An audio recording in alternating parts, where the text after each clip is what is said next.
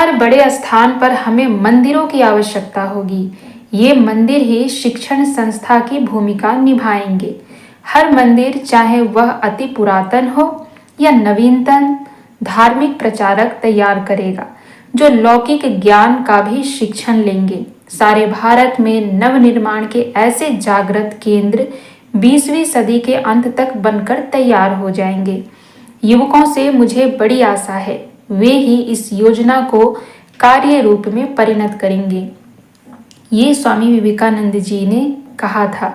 अब हमें ये सोचना चाहिए कि जिस प्रकार से 20वीं शताब्दी में इतनी तेजी से मंदिरों का निर्माण हो रहा है, जिन मंदिरों पे 500-500 वर्षों से कुछ ना कुछ विरोध चल रहे थे, उन मंदिरों का निर्माण भी 20वीं शताब्दी में प्रारंभ हुआ, वो बनकर भी तैयार हो गए। जैसे कि हमारी अयोध्या की राम मंदिर, इसी प्रकार से अब माता सीता जानकी मंदिर भी बनने वाले हैं। और भी ना जाने ऐसे कितने मंदिर हैं जिन्हें पहले ध्वंस कर दिया गया था, जिन्हें मिटा दिया गया था, जिन्हें तोड़ दिया गया था, उन सब के ऊपर ये कार्य चल रहे हैं।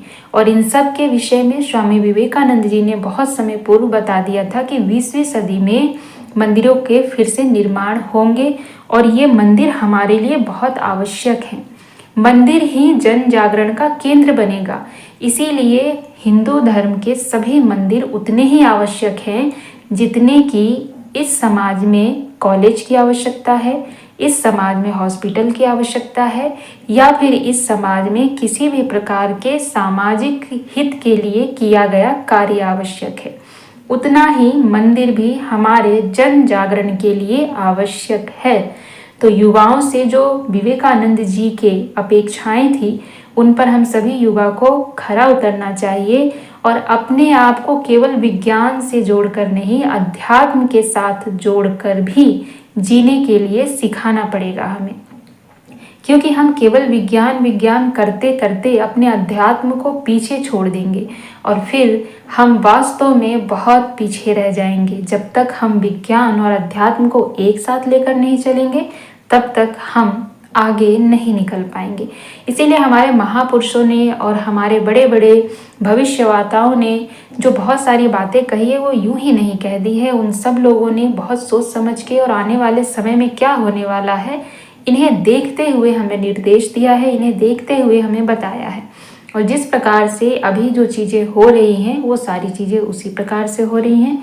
ये सब कुछ हमारी आंखों के सामने हो रहा है।